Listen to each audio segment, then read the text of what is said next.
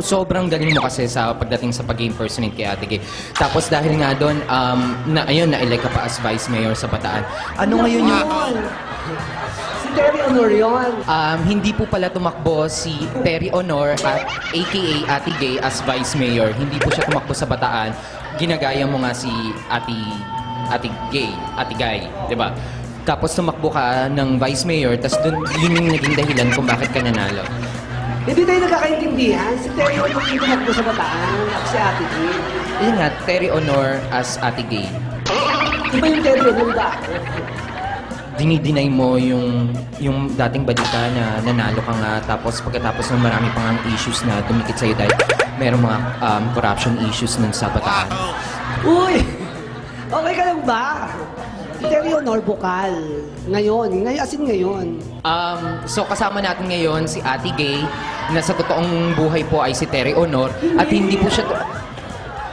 Si Hil Morales. Hil Morales ang name ko. Si Terry Honor iba. Kasama po natin ngayon si Ate Gay, a.k.a. Terry Honor, a.k.a. Hil Morales, na isa na pong bukal ngayon at hindi po siya tumakbo bilang Vice Mayor. So mali po yung mga balita dati na tumakbo kayong Vice Mayor. Isa po kayong bukal.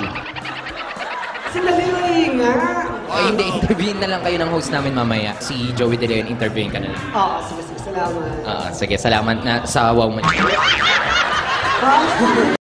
Ngayon kasi, nakilala ka dito sa Pilipinas, pero before ka nakilala dito sa Pilipinas, syempre sumikat ka muna sa Hollywood, di ba? Dahil dun ka nakilala yung, natandaan ko pa yung meron kayong TV show noon, yung Charm. Nakakamusta mo pa rin ba yung mga sina Shannon, Dorothy doon sa States? Ha? Wow! Sino? Ano? Yung kasama mo dati doon sa Charm. Ano, Charm? Hollywood actress yung sabi mo eh. Alisa Milano yun. Nung nagpunta ka dito sa Pilipinas, nagustuhan mo yung Pilipinas, kaya ka nag-stay dito? Hindi, taga dito ako sa Pilipinas eh. So talagang nilahi ka ng Pinoy talaga? Pinoy ako.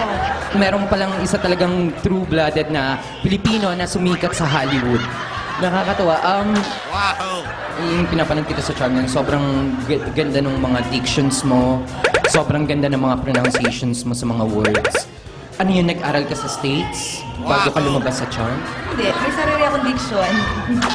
Okay, so nung wala ka ng balak na bumalik sa Hollywood para gumawa ulit, para ma-enjoy naman ng mga Filipino fans mo. Kasi ako, super fan mo ako nung nasa Charm ka. Ano ka ba? Wala ka sa Charm? Ano ba Charm yun? Charming talaga ako. Hindi yung palabas yung tatlo kayong witches, si Shannon, ikaw, tapos si Piper.